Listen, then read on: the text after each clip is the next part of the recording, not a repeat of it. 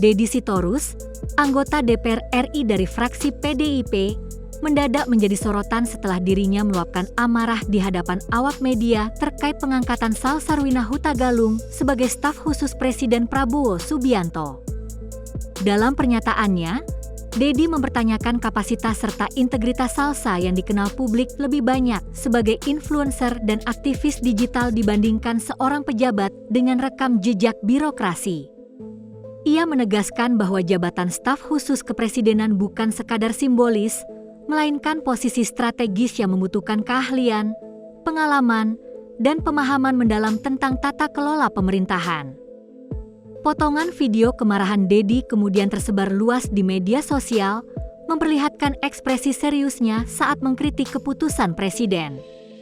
Reaksi keras ini memicu perdebatan panjang di kalangan masyarakat mengenai standar kelayakan seseorang untuk menempati posisi penting di lingkaran istana. Publik pun terbelah, sebagian menilai kritik Deddy sebagai peringatan agar keputusan presiden lebih selektif, sementara pihak lain menilai kehadiran figur muda seperti Salsa justru bisa memberi warna baru bagi dinamika politik nasional. Dari sudut pandang Deddy, keputusan tersebut dianggap berisiko melemahkan kredibilitas pemerintahan bila tidak didasarkan pada meritokrasi yang jelas. Namun bagi pendukung Salsa, langkah ini menunjukkan keberanian presiden membuka pintu bagi generasi muda yang kritis untuk ikut serta dalam proses pengambilan kebijakan. Kabar kemarahan Deddy Sitorus tidak hanya berhenti pada wawancara media, tetapi semakin membesar ketika sebuah akun TikTok bernama Lensa Dunia Politikal mengunggah cuplikan video singkat yang memperlihatkan potongan ucapannya. Video berdurasi tidak lebih dari 1 menit itu langsung menyebar cepat di jagat maya, ditonton ratusan ribu kali hanya dalam hitungan jam dan mendapat puluhan ribu tanda suka. Netizen ramai-ramai memenuhi kolom komentar, sebagian menuding Deddy berlebihan karena menyerang pribadi seorang anak muda yang baru saja mendapat kesempatan, sementara sebagian lain mendukung argumen Deddy bahwa posisi strategis tidak boleh diserahkan pada figur yang dianggap minim pengalaman. Fenomena ini memperlihatkan bagaimana media sosial kini tidak hanya menjadi sarana hiburan, tetapi juga panggung utama politik modern, di mana satu potongan video singkat bisa mengguncang opini publik nasional. Viral tersebut seakan mempertegas bahwa narasi politik tidak lagi sepenuhnya dikuasai media arus utama, melainkan dikendalikan juga oleh algoritma dan resonansi masyarakat digital. Perdebatan di kolom komentar TikTok pun meluas ke platform lain seperti Twitter dan Instagram, menjadikan nama Salsa Arwina trending selama beberapa hari. Kontroversi ini menegaskan bahwa publik semakin haus akan transparansi dan merasa berhak memberi penilaian terhadap keputusan politik, apalagi bila menyangkut tokoh muda yang tampil dengan latar belakang berbeda dari birokrat tradisional. Di balik polemik yang muncul, perhatian publik sebenarnya terpusat pada keputusan Presiden Prabowo Subianto yang secara terbuka menawarkan posisi staf khusus kepresidenan kepada Salsa Arwina. Langkah ini dianggap tidak biasa karena umumnya jabatan tersebut diberikan kepada kalangan profesional, akademisi, atau figur politik senior yang sudah lama berkecimpung dalam pemerintahan. Prabowo tampaknya melihat potensi berbeda pada sosok Salsa yang dikenal lantang menyuarakan kritik terhadap kondisi politik nasional dari luar negeri. Menurut bocoran yang beredar, Presiden ingin menghadirkan perspektif baru di lingkaran istana dengan menghadirkan suara generasi muda yang berani, kritis, dan melek dunia digital. Jika benar demikian, strategi ini bisa dibaca sebagai upaya Prabowo memperluas basis dukungan sekaligus mendekatkan istana dengan aspirasi masyarakat luas yang kini banyak bergantung pada media sosial untuk menyalurkan suara. Namun, langkah ini juga menimbulkan risiko besar karena Salsa dikenal vokal dan tak segan mengkritisi elit politik, termasuk sosok-sosok berpengaruh di parlemen. Pertanyaannya kemudian, apakah Presiden siap menghadapi konsekuensi dari kehadiran staf muda yang berani berbeda suara di lingkaran dekatnya? Keputusan ini jelas menantang pola lama birokrasi dan membuka babak baru di mana istana berani mengadopsi praktik inklusi lintas generasi. Di tengah keributan politik, publik mulai menelusuri lebih jauh siapa sebenarnya sosok Salsa Erwina Hutagalung. Perempuan muda ini ternyata bukan figur biasa. Latar belakang akademisnya terbilang cemerlang. Ia tercatat sebagai mahasiswa berprestasi Universitas Gadjah Mada sebelum kemudian melanjutkan studi ke luar negeri. Pada 2014, namanya mencuat ketika berhasil menjuarai lomba debat internasional di Nanyang Technological University, Singapura, sebuah ajang bergengsi yang membuktikan kemampuannya dalam berpikir kritis, menyusun argumen, serta tampil percaya diri di kancah global. Selain prestasi akademis, Salsa dikenal aktif mengelola podcast bernama Jadi Dewasa 101 yang membahas berbagai isu anak muda mulai dari pengenalan diri hingga perencanaan keuangan, konten yang dianggap relatable oleh banyak pendengar. Sosoknya kemudian semakin diperhatikan publik setelah ia aktif mengomentari isu-isu politik nasional dari Aarhus, Denmark, tempat ia kini bermukim. Dengan gaya komunikasi yang lugas, tegas, dan membumi, Salsa berhasil memikat banyak audiens yang merasa aspirasinya terwakili. Profil ini membuat sebagian pihak menilai pengangkatannya justru relevan karena ia membawa kombinasi pengalaman akademis internasional, kemampuan komunikasi publik, serta keberanian bersuara kritis. Namun, bagi para pengkritik, reputasi akademis dan popularitas digital belum cukup untuk menjadikannya pemain utama di lingkaran istana yang penuh intrik dan kompleksitas kebijakan. Salah satu momen penting yang membuat nama Salsa Erwina semakin mencuat di panggung politik digital adalah perseteruannya dengan Ahmad Sahroni, Wakil Ketua Komisi 3 DPR RI dari Partai Nasdem, yang kala itu sempat melontarkan pernyataan kontroversial mengenai orang tolol sedunia. Ucapan tersebut segera memantik reaksi keras dari publik, namun di antara ribuan komentar, respon Salsa menjadi sorotan paling tajam karena ia secara terbuka menantang Sahroni untuk berdebat di ruang publik dengan juri internasional. Melalui akun Instagram pribadinya, Salsa menulis bahwa jika ada yang berani menyebut rakyat tolol, maka ia siap hadir untuk membuktikan siapa sebenarnya yang tidak bekerja demi kepentingan masyarakat. Tantangan ini dianggap berani sekaligus tak biasa, sebab jarang ada influencer yang secara frontal menantang seorang pejabat tinggi negara di ruang terbuka. Meski Sahroni akhirnya menolak tantangan itu dengan nada santai, publik sudah terlanjur menilai bahwa keberanian Salsa mencerminkan suara generasi muda yang muak dengan arogansi politikus lama. Perseteruan itu menjadi momentum penting yang membentuk citra Salsa sebagai figur kritis yang tak gentar menghadapi elit politik, sekaligus menegaskan bahwa platform digital kini mampu menandingi panggung parlemen dalam membangun opini publik. Selain dikenal melalui perdebatan sengit dengan politisi, Salsa Erwina juga aktif menggunakan platform digitalnya untuk menyuarakan isu-isu sosial yang menyentuh langsung kepentingan masyarakat luas. Lewat podcast Jadi Dewasa 101, ia membahas berbagai topik seputar perjalanan anak muda menuju kedewasaan, mulai dari manajemen ekspektasi hingga literasi keuangan, yang membuatnya semakin dekat dengan generasi milenial dan Gen Z. Namun, kiprah Salsa tidak berhenti di ranah edukasi personal, sebab belakangan ia juga aktif mengunggah konten tentang aksi demonstrasi dan tuntutan rakyat terhadap pemerintah, khususnya seruan reformasi menyeluruh di tubuh DPR, Polri, dan TNI. Dalam pandangannya, suara rakyat tidak boleh dipandang sebelah mata atau bahkan dilecehkan oleh para wakil yang seharusnya melayani mereka. Keberaniannya menyoroti kelemahan lembaga negara membuat banyak orang menilai bahwa Salsa lebih dari sekadar influencer, melainkan aktivis digital yang konsisten mengawal isu demokrasi. Kehadirannya di ruang publik digital pun mencerminkan perubahan zaman, di mana kritik tajam terhadap lembaga negara tidak hanya disuarakan dari jalanan atau ruang sidang, melainkan juga dari platform online yang bisa diakses jutaan orang sekaligus. Setelah nama Salsa Erwina dikaitkan langsung dengan lingkaran istana melalui tawaran jabatan staf khusus, perdebatan publik di media sosial pun semakin memanas. Ribuan komentar muncul, membelah opini masyarakat menjadi dua kubu besar. Pihak yang pro menilai keputusan presiden untuk merangkul anak muda kritis adalah langkah maju karena membuka ruang bagi perspektif segar di tengah birokrasi yang kerap dianggap usang. Mereka melihat Salsa sebagai representasi generasi digital yang mampu menjembatani komunikasi antara rakyat dan pemerintah, sekaligus membawa isu-isu rakyat kecil ke meja kekuasaan.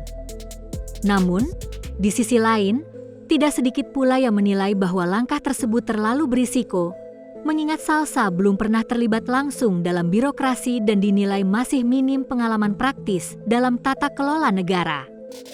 Kritik ini semakin keras setelah kemarahan Deddy Sitorus menyebar, memperkuat narasi bahwa pengangkatan Salsa lebih bernuansa politik populis ketimbang berbasis meritokrasi.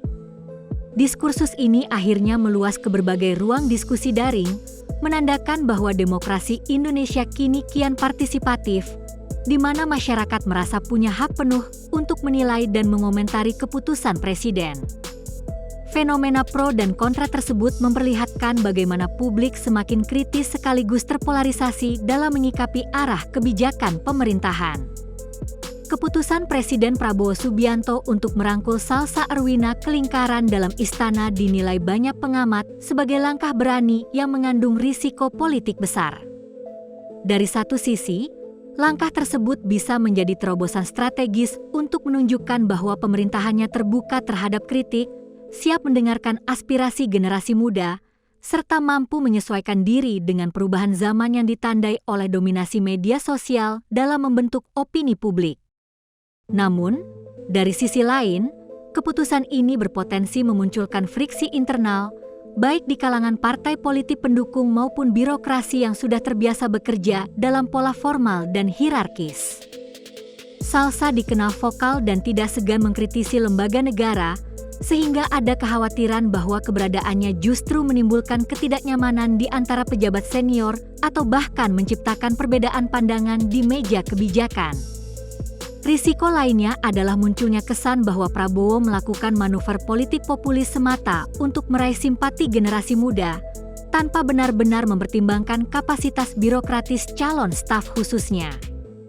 Dengan kata lain, keputusan ini bisa dilihat sebagai langkah jitu yang memperkuat citra kepemimpinan inklusif atau justru menjadi blunder besar yang memperlemah legitimasi pemerintahan bila Salsa gagal membuktikan diri. Fenomena masuknya Salsa Arwina ke pusaran politik nasional sebenarnya mencerminkan tren global yang semakin nyata, yakni peran influencer dalam dunia politik. Di berbagai negara, tokoh publik yang awalnya dikenal sebagai konten kreator atau aktivis digital kini mulai dilibatkan dalam pengambilan keputusan karena dianggap mampu menjangkau lapisan masyarakat yang sebelumnya sulit disentuh oleh politisi tradisional. Kehadiran influencer di lingkaran kekuasaan menandakan perubahan paradigma bahwa komunikasi politik modern tidak lagi hanya mengandalkan pidato formal atau konferensi pers, melainkan juga percakapan digital yang cepat, interaktif, dan dekat dengan keseharian rakyat. Salsa sendiri adalah contoh nyata dari figur yang berangkat dari dunia akademis dan platform media sosial, lalu mendapat kesempatan menembus gerbang istana berkat keberanian dan konsistensinya menyuarakan kritik.